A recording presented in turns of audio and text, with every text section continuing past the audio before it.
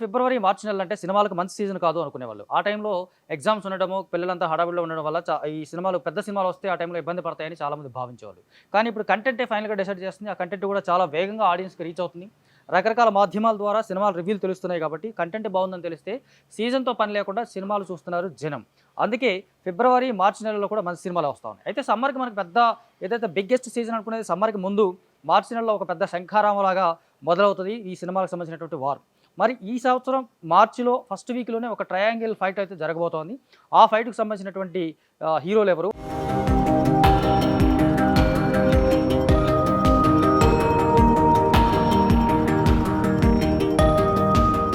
మామూలుగా ఇప్పుడు ఫిబ్రవరిలో వచ్చేటువంటి పెద్ద సినిమా అంటే 'రవితేజ ఈగలు' మాత్రమే ఉంది. ఆ తర్వాత ఊరి పేరు 'భైరవకోన', 'ఆపరేషన్ వాలంటీర్' లాంటి సినిమాలు ఉన్నప్పటికీ కూడా వాటి మీద అంత పెద్ద బజ్ ఉందని మాత్రం చెప్పుకోవడానికి లేదు.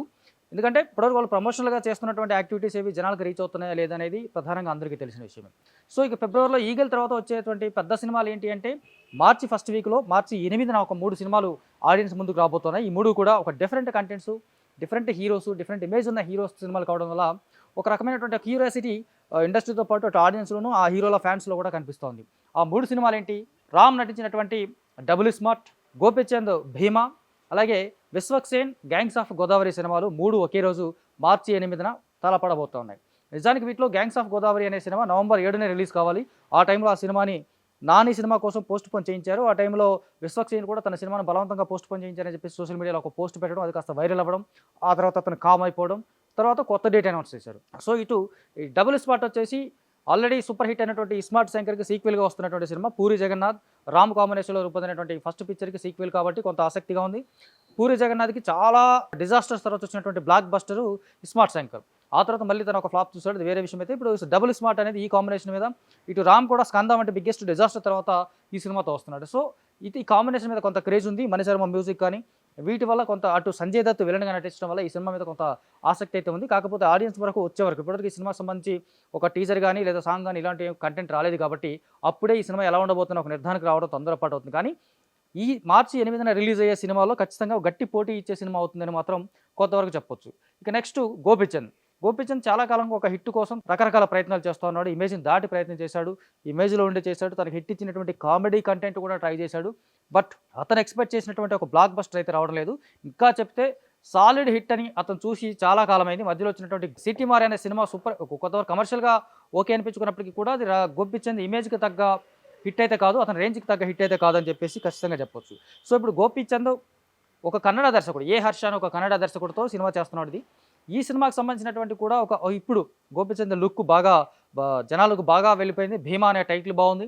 దానికి తోడు చాలా ఏళ్ల తర్వాత అంటే 'గోలీమార్' సినిమా తర్వాత గోపీచంద్ పోలీస్ ఆఫీసర్‌గా ఈ సినిమాలో నటిస్తూ ఉన్నాడు. అంచేత గోపీచంద్‌కు ఉన్నటువంటి మాస్ ఇమేజ్ కావచ్చు, ఆ డైరెక్టర్ కన్నడలో తీసినటువంటి సినిమాలు మాస్ ఆడియన్స్ పల్స్ బాగా తెలిసిన దర్శకుడని కన్నడలో అనిపించుకున్నాడు. అతనికి తెలుగు ఆడియన్స్‌ని కూడా పట్టుకుంటే గనక 'భీమా' ఖచ్చితంగా ఒక మంచి విజయం సాధించే అవకాశం ఉంది.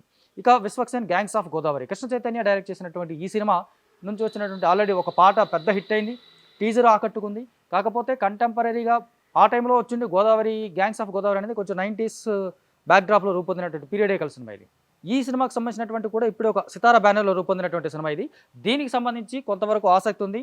విశ్వక్సేన్ చాలా కాన్ఫిడెంట్‌గా ఈ సినిమా హిట్ అవుద్దని నమ్ముతున్నాడు. తన సినిమా హిట్ అవ్వకపోవడం అనేది దేవుళ్ళ మీద, దేవతల మీద ఒట్టేసి కూడా కొన్నాళ్ళ క్రితం చెప్పాడు అతను. సో ఎవరికైనా వాళ్ళ సినిమా మీద ఒక నమ్మకం ఉండడం, కాన్ఫిడెన్స్ ఉండడం అది కామనే. కాకపోతే ఈ 3 సినిమాల మధ్య జరిగేటువంటి ఫైటు ఖచ్చితంగా ఇండస్ట్రీలో ఒక ఇంట్రెస్ట్, ఒక క్యూరియాసిటీని క్రియేట్ చేస్తుంది. ఎందుకంటే ఈ ముగ్గురు హీరోలు కూడా ఇప్పుడు ఖచ్చితంగా హిట్ కొట్టాల్సిన పరిస్థితిలో ఉన్నారు. విశ్వక్సేన్ సరే హిట్ ఫ్లాప్ అంటూ వెళ్ళిపోతున్నప్పటికీ కూడా అతను తన రేంజ్ మార్చుకునే అవకాశం ఇది యాక్చువల్‌గా. ఈ ముగ్గురు ట్రయాంగిల్ ఫైట్‌లో విశ్వక్సేన్ ఒక పెద్ద బ్లాక్ బస్టర్ కొడితే ఖచ్చితంగా 'గ్యాంగ్స్ ఆఫ్ గోదావరి' తర్వాత అతను కొంత రేంజ్ మారుతుంది. ఈ హీరోగా అతను నెక్స్ట్ స్టెప్ తీసుకునే అవకాశం ఉంటుంది. ఇటు గోపీచంద్, రామ్ వీళ్ళిద్దరూ కూడా ఖచ్చితంగా హిట్ కొట్టాల్సినటువంటి పరిస్థితిలో ఉన్నారు. ఎందుకంటే రామ్ కూడా రీసెంట్‌గా 'వారియర్' కానీ, అంతకుముందు వచ్చినటువంటి హిట్ కానీ, ఆ తర్వాత ఇప్పుడు వచ్చినటువంటి 'స్కంద' వరుసగా హ్యాట్రిక్ డిజాస్టర్స్ చూస్తున్నాడు అతను. సో రామ్ ఖచ్చితంగా హిట్ కొట్టాలి. అటు పూరి జగన్నాథ్ కూడా ఒక బ్లాక్ బస్టర్ సాలిడ్ హిట్ కొట్టాలని చెప్పేసి ఒక కసితో ఉన్నారు.